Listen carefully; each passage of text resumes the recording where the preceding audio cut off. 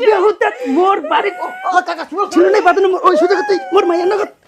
তুই বলে টিভি ঠিক করে আছে টিভি ঠিক করে আছে মোর মায়ের উপর কোন যাচ্ছে সেটা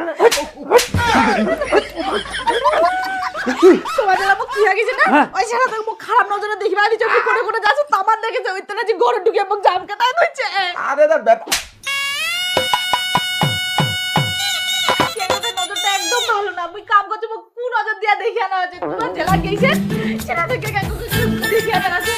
ব্যাপারটা হইছে কোবাটা